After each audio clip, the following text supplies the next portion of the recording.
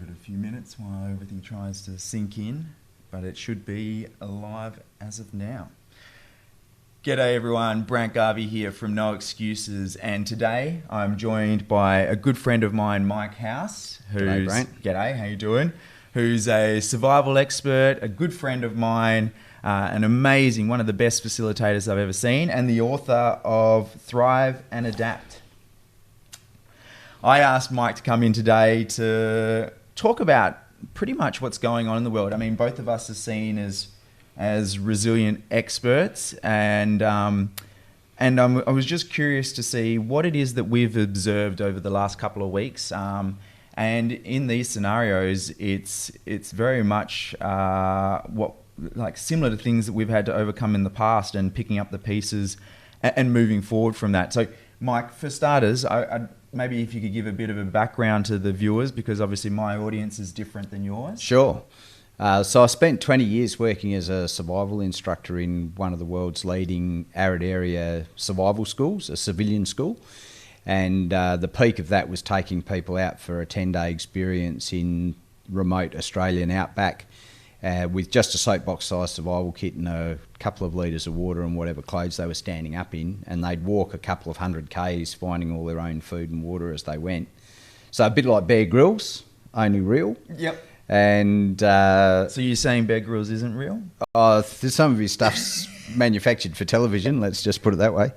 And the whole intent of that exercise was to push people into duress. So my job as a survival instructor was to help people to experience what it was like to be deep in uncertainty in a set of circumstances where they felt like they had very little control over what was going to happen next, and they were having to make really tactical day-by-day decisions about how they worked together as a group and dealt with the uncertainty that they were in.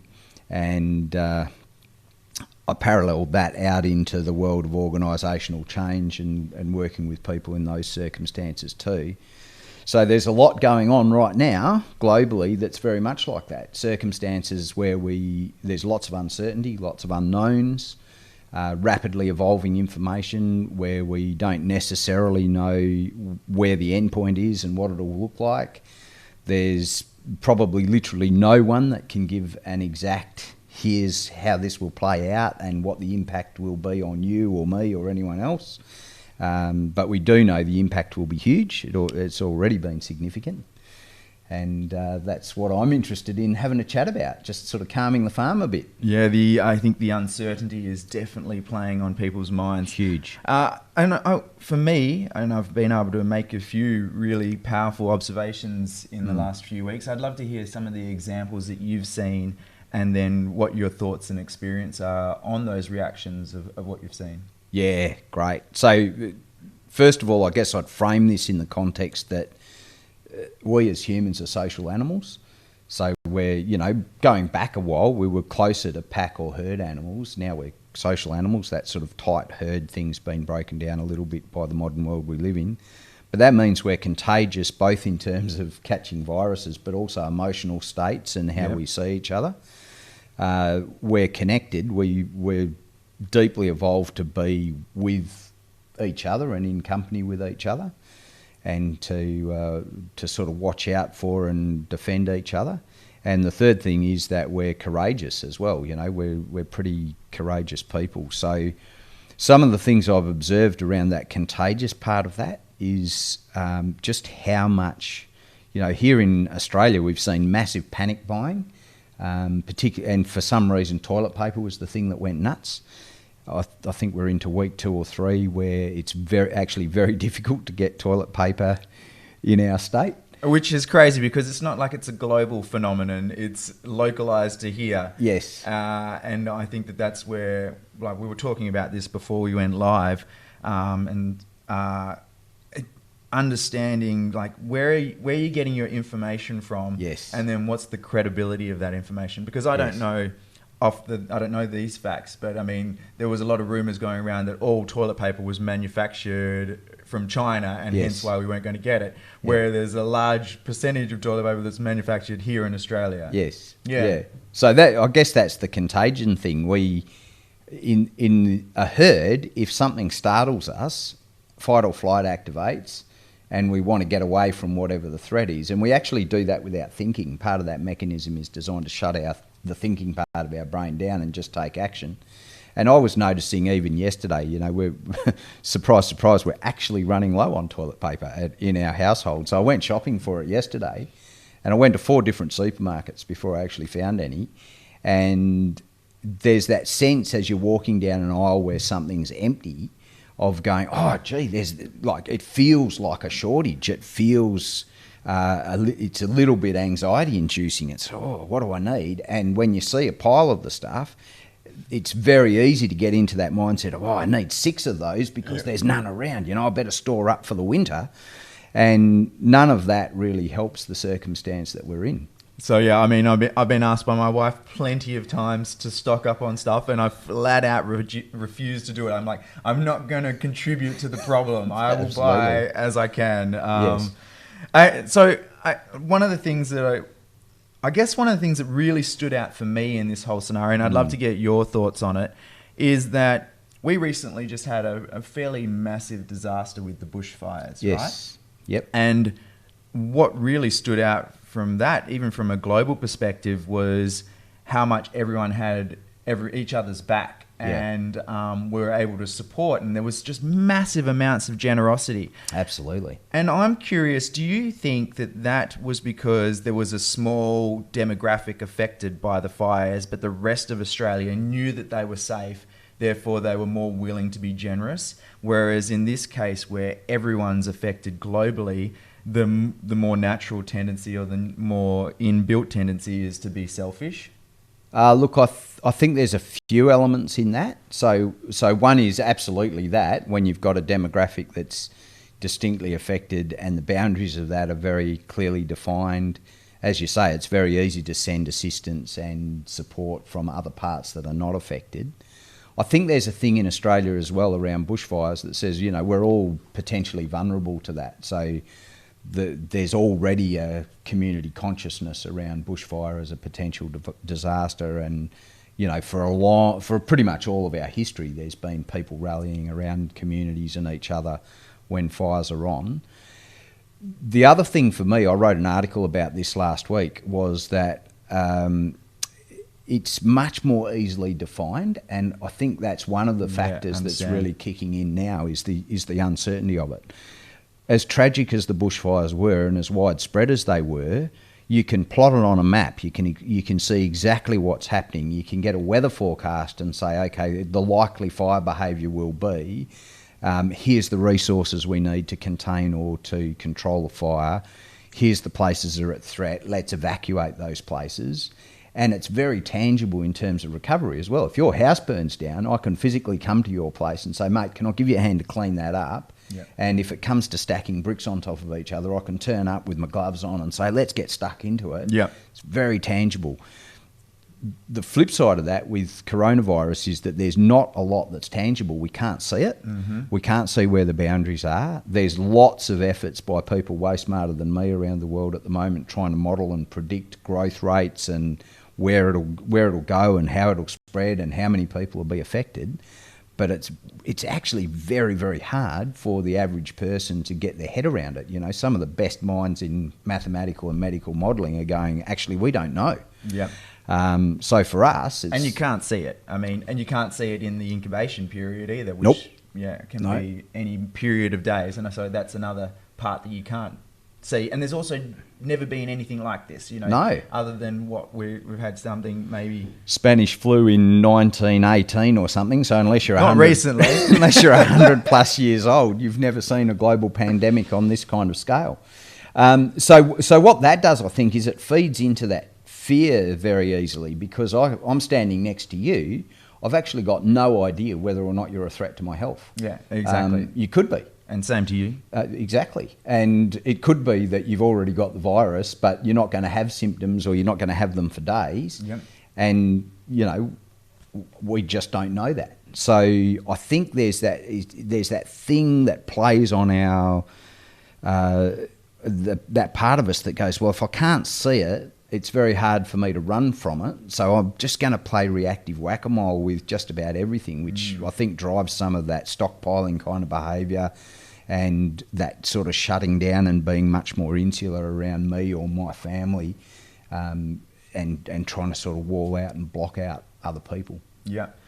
So obviously there's a lot of negative that comes from this. I mean, it's depressing. It's affecting everyone, and we've got the health implications, and then we've got the economic implications. I mean, you and me are both in the events industry. Yes. And I mean, I've had many conversations with people that are in that industry that are far worse affected than even me. Absolutely, yeah. I guess that in these situations, we always have a choice, though. We can either choose to focus on the negative and then lay down and surrender, which means that we're exactly where we are and we stay there. Yeah. Or we can choose to focus on what the situation is, focus on the facts, and then pick up the pieces and look at what we do tomorrow and the day after that. Yeah. Now, I know we touched on this, but one of my observations is that there's been an incredible amount, and this I think comes back to the uncertainty, where people are grabbing some piece of information and they're really not checking the credibility of it. And I mean, all it does is adds to the chaos. Yes. So as far as a piece of advice that I'd like to throw out there, if you hear something, the first thing you do before you tell anyone else is fact check it. I mean, we know the Global World Health Organization is the benchmark of credible data. And so by all means, I mean, if you can't find the information on there, then you should be really skeptical about what is. And then the next is probably the Australian government for us. I mean, I don't know what your thoughts are on that. Yeah, look, absolutely. So, you know, one example I saw overnight was an announcement that Australia was going into lockdown today, and that got sort of propagated via a number of sources. You know, one of the things with social media, it's very easy and quick to spread information, and people are hungry for information because it helps us to feel like we've got some certainty.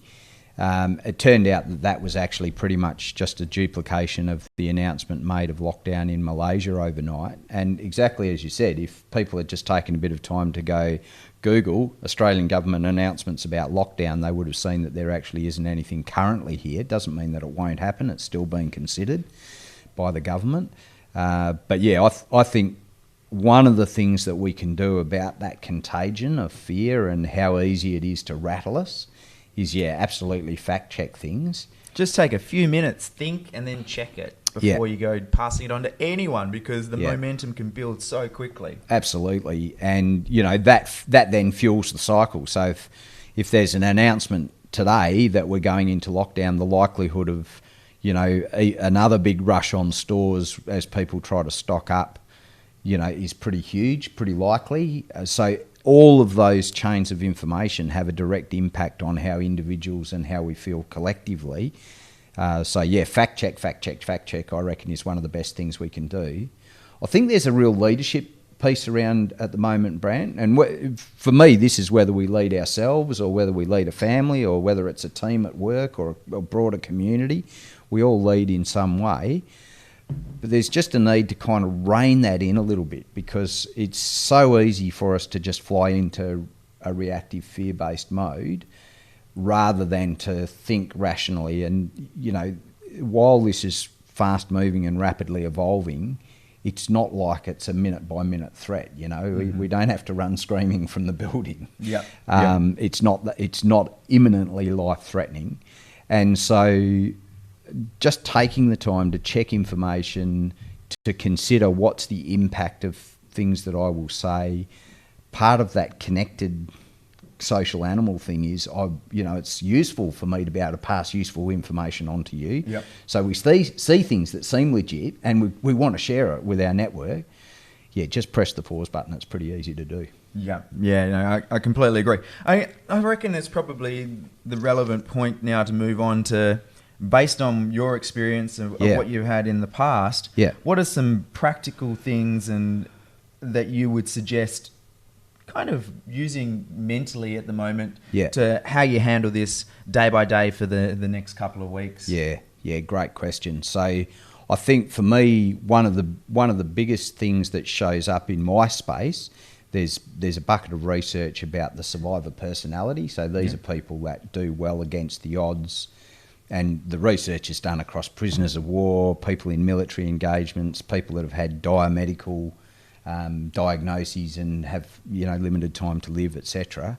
Lots of different fields that they've researched. The thing that shows up in every single version of that research is that people that stack the deck in their favour are very good at looking at what's within my control and acting effectively there. Mm-hmm. And they're also very good at looking at the reality of the circumstance so that they don't blinker themselves to the reality, but they also don't lose sleep over it. Yep. So, the reality looks like, okay, there will be an economic impact. There'll be potentially on all of us individually a health impact. What that looks like in the fullness of time is hard to gauge. Yep. So in the meanwhile, what can I control? So I can control things like pressing pause, checking data. I can control things like the sources of data I look at. So for me, one of the things I'm doing is actively choosing to only engage with news sources at most twice a day, so that I'm not in that state of constant anxiety. It's like, let me check in and see what's going on, but not go down that rabbit hole. If I'm going to think about isolation, then, if I'm buying food and supplies for my household, rather than rushing the store and doing 6 trolleys and going nuts, I'm aware of the fact that, 30 days with zero food for a healthy person has no medical implications. When we get back into a decent diet, all of the things we would suffer in that 30 days would go away. So for most of us, what we've already got at home would get us through even up to a month of isolation if we had to do it. So rather than charge the store and put huge pressure on our supply lines and chains, just slow that down. If you're going to buy some extra stuff, do it gradually over a number of days rather than loading a trolley, because that also has the impact of it looks less panicky in the shop, which is less contagious to everybody else.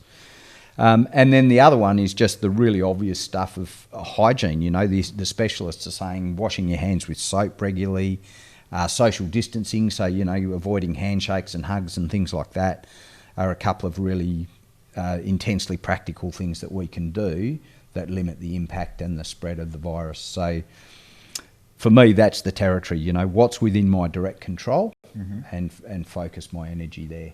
Yeah, and look, I would just reiterate what Mike's saying is that from my experience and what I've found is that it kind of ties a lot of the pieces together, which is being realistic, like understanding the severity of what's going on based on the information provided by the most credible sources. Yes. And then thinking about that, and then what the real risks are. I mean, risk calculation is, and understanding, I don't know what we're at as of today, but, maybe yesterday or the day before there was 28 cases in Western Australia of coronavirus.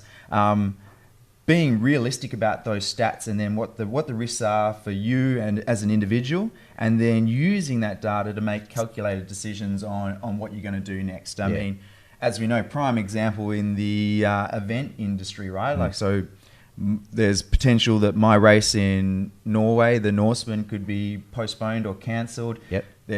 All the conferences in the immediate future have been cancelled or will be in the next few days.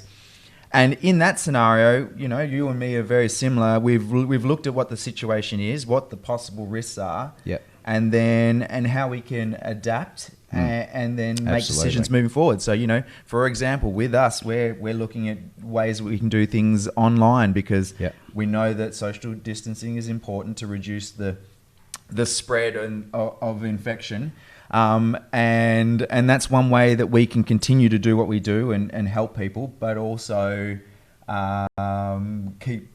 do it in a safe way that's responsible. Absolutely. And so that's one of the things. I don't know if you had anything that you wanted to add before we wrap up on what we've spoken about today. Look, I think that adaptability piece is really key, Brant. There's many times, certainly that's one of the reasons that I like hanging out with you, is you've been through a lot of situations where, okay, that door just got slammed in my face, so now what? And I was really looking forward to this one not slamming in my face. I can tell you, It doesn't make it hurt any less, but anyway, No. we'll wait and see. And look, that's the thing, you know, I reckon we will face challenging times over the next weeks and months. The impact of that will be hard to gauge from here. The reality is we probably won't know the full impact of it until we're out the other side of it. Mm-hmm.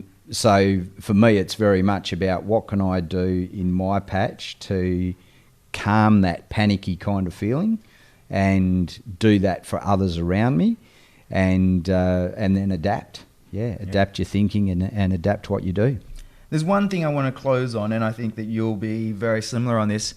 It's so easy to, in moments of fear like we're facing at the moment, to slip into a selfish and also hostile and negative mindset. Absolutely. And we've seen examples of this throughout the world and also in Australia. Yeah. Some of it being shopping centres when it's coming to buy canned food. And as Mike said, like, most of us could survive 30 days without actually having to go buy anything. So, like, what I want to reiterate in this moment, even though, and don't get me wrong, it sucks for everybody. Yeah. But again, just stop, pause, and try and be empathetic to other people. I see aggression on the road starting to build.